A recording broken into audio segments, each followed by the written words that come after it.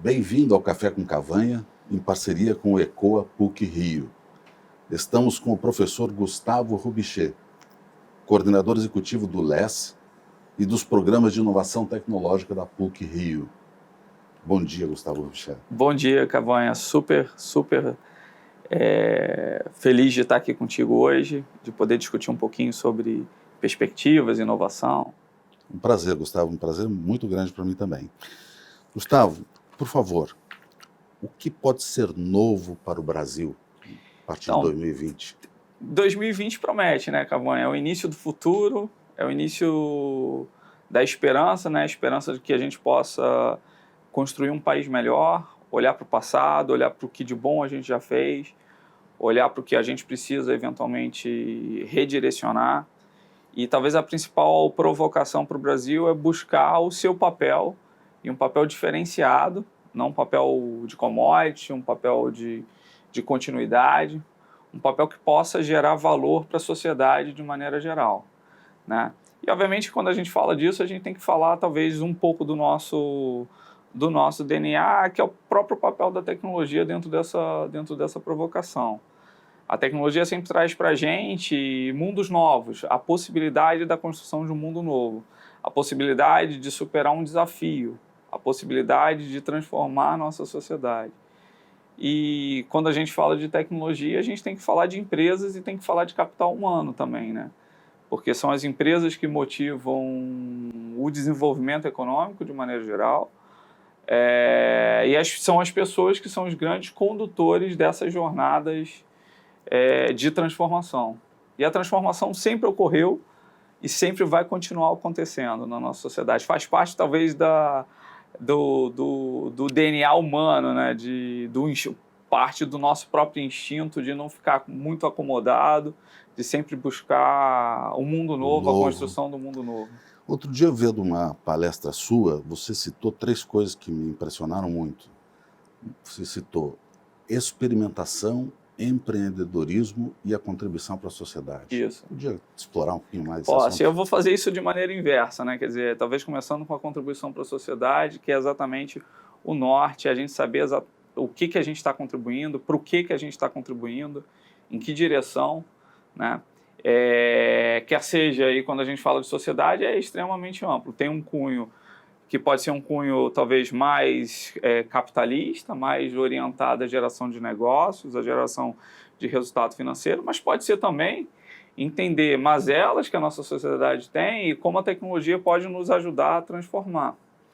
E aí a gente dá um passo atrás e entra numa visão talvez do empreender, mais do que o empreendedorismo. O empreender não é só montar uma empresa, o empreender é você ter a proatividade de buscar a construção de algo consistente que vai ser perene, que vai se manter ao longo do tempo, gerando resultado financeiro quando for um empreendimento tradicional, montar uma startup, por exemplo. Eu acho que a gente está no mundo hoje das startups, justamente a velocidade com que as coisas têm acontecido tem gerado oportunidades de novas propostas de modelos de negócio, muitas vezes baseado em tecnologia, e sempre resolvendo algum gap social que a sociedade nos apresente, social ou muitas vezes sob ponto de vista inclusive econômico, né? De negócio. E aí, indo para a terceira palavra, né, a questão da experimentação. A gente está nesse mundo em transformação onde a gente tem que buscar descobrir um mundo novo, e a gente só descobre fazendo, né, Cavanha? E eu acho que existe essa preocupação, que é a preocupação de não ficar no mundo teórico, não ficar somente nas questões das ideias, é colocar as ideias em prática, olhando exatamente para que direção a gente está querendo gerar em termos de resultado, reavaliando muitas vezes o caminho. Muitas vezes você faz uma aposta, essa aposta não dá certo, você tem que pivotar, você tem que mudar um pouquinho a direção para onde você estava indo, até porque tudo tem uma ação e uma reação, né? E dentro dessa complexidade do mundo de conexões e relações que a gente vive hoje, se a gente não coloca a coisa em prática, se a gente não experimenta, a gente perde a oportunidade de validar, muitas vezes, uma boa ideia, um bom empreendimento e gerando, muitas vezes, resultado para a sociedade de maneira muito concreta. Nós olhando outro dia assuntos em comum, nós vimos a questão dos ciclos tecnológicos Sim. e da imprevisibilidade mundial, Ah. e aí você cruza isso com a experimentação. Qual é esse modelo? Então, as questões das mudanças, né? Todo mundo se preocupa sobre o futuro do emprego, sobre... Essa preocupação talvez seja eterna na humanidade, em maior ou menor grau, em função de determinados momentos históricos nossos. A gente está num momento que é um momento de relativa importância, né? Um mundo cada vez mais complexo, com muitas tensões. Sob o ponto de vista de tecnologia, novas tecnologias que são muito instigantes, né? A gente falar sobre inteligência artificial, por exemplo, a gente falar sobre todos os avanços desse mundo cada vez mais conectado e o que ele traz para a gente. Mas se a gente retroceder um pouquinho, né? Lá no final do início do século XX, todo o advento dos motores, dos carros, etc., o que isso não foi para a sociedade à época? E a sociedade superou isso. Hoje a gente tem, inclusive, empregos diferenciados que são gerados por tecnologia. Então, se de um lado você perde, de outro você ganha. Então, a gente tem que tentar entender esses movimentos e tentar se antecipar um pouquinho. E talvez a forma do antecipar é participar de discussões, é buscar mais conhecimento, é buscar mais experimentação, né? Quer dizer, muitas vezes quando a gente pega um tópico, por exemplo, como inteligência artificial, a gente pensa que é uma coisa restrita a um cientista. Não, é algo que a gente pode começar a experimentar. Inclusive tem crianças que já estão começando a usar pequenas técnicas e trazer isso para o mindset, para a linha de formação dela, que vai ser extremamente importante a futuro. E a universidade, Gustavo, como é o papel dela, e especialmente a PUC, para fazer essa gestão dessa transição, e vamos chamar assim, essa alavancagem dessa expectativa positiva? A universidade é a casa do conhecimento, né? Quer dizer, é um grande espaço de encontros para que a gente possa fazer ciclos de formação tradicionais, né? Que são, por exemplo, os cursos de graduação, fazer ciclos mais profundos de especialização ou mais profundos academicamente, que são as linhas de pesquisa. A universidade ela tem essa característica de poder se antecipar também. Ela tem um tempo que é um tempo um pouco diferente do tempo da sociedade. É um tempo que permite, inclusive, que você experimente com mais frequência, sem talvez a consequência de você falhar, né? Porque o falhar faz parte do processo da experimentação. Né? Tanto que todas as universidades no mundo têm laboratórios. O que são laboratórios? São espaços concebidos para que você possa experimentar e ao longo dessa experimentação você vai falhar de alguma forma. Até porque se você não falha foi porque você não fez. Né?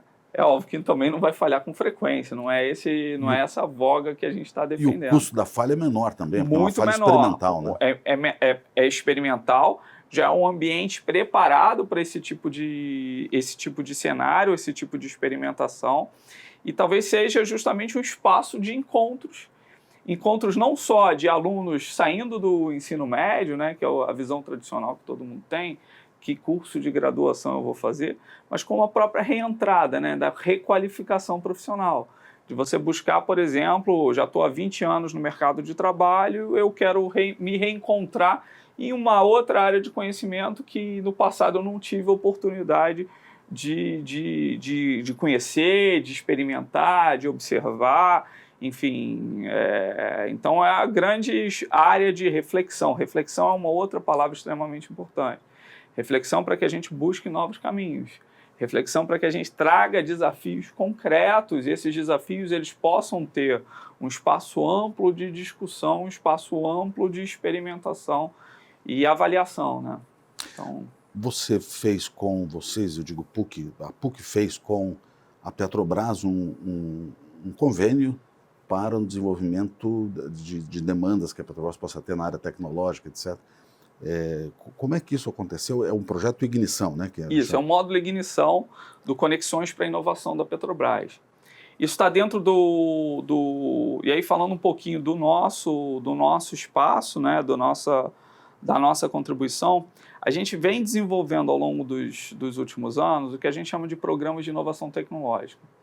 São programas que são vocacionados, num primeiro momento, para jovens talentos ainda em amadurecimento, né? Então são alunos de graduação, de qualquer curso, onde eles têm um espaço para que haja uma provocação concreta de empresas, né? No caso, é um caso da própria Petrobras. Os desafios da Petrobras vão ser trazidos para uma bancada de experimentação com alunos de diferentes cursos, de diferentes universidades, inclusive, que vão ter a oportunidade de propor à Petrobras soluções para esses desafios, né? A partir de uma inspiração. Então, não é uma encomenda, é uma inspiração, é um grande problema, é uma grande linha de atuação que vai trazer resultados de negócio para a empresa. Isso, para o participante do programa, ao longo dessa jornada, é a grande provocação que eu acho que vai reorientar o processo de educação no futuro, que é você aprender a partir de desafios reais, é aprender a partir da experimentação concreta de soluções para aqueles problemas, para que você possa avaliar se de fato aquele caminho que você escolheu, aquela técnica que você selecionou e aquele problema que foi mapeado, identificado, diagnosticado, avaliado, ele tem espaço para a combinação desses três componentes e para a geração de algum resultado concreto que vai gerar resultado de negócio para a empresa, vai gerar uma jornada de aprendizado para o participante e vai gerar talvez uma provocação para a própria universidade, entender se esse modelo é um modelo de futuro. Eu tenho certeza que pode contribuir para um redesenho do processo com que a universidade se coloca para a sociedade. Vocês têm aqui, nós temos aqui na PUC outras colaborações, outros tipos de colaboração com outras... Isso, tanto na área de tecnologia, quanto no setor de seguros, quanto no setor de mídia e entretenimento. Então, o programa do módulo Ignição, ele já vem de uma cadência, né, que já foi experimentada, né, a gente fala tanto de experimentação, já foi amadurecida. A experimentação ela traz um processo de amadurecimento de uma metodologia de condução dessa jornada, onde você tem ciclos curtos de proposições e de aprendizado e de geração de resultado, né? Isso é uma outra provocação. Antigamente a gente tinha muito tempo para gerar uma proposta de solução. Hoje esse tempo é cada vez menor por várias razões. Então o que a gente precisa é mostrar progressos parciais. É o que a gente chama até de inovação com I minúsculo, né? Que são pequenos avanços e que esses avanços possam se mostrar de valor para as companhias e de valor para uma jornada de aprendizado, que é uma jornada que está no DNA da universidade, que é o que de fato a gente é instigado a fazer no nosso dia a dia, né? Palavra-chave aí, que é frase-chave, ciclos curtos de aprendizagem e experimentação. Ciclos curtos. E aí vem, Cavanha, dentro da ótica aí da própria iniciativa com a Petrobras, o nome ignição, a ignição como se fosse a pequena chama. É o início da solução, a proposição de uma proposta de solução com um protótipo demonstrável, que vai mostrar valor para a companhia, e a companhia vai conseguir avaliar. Isso já é suficiente para resolver o meu problema ou eu preciso amadurecer em outros estágios?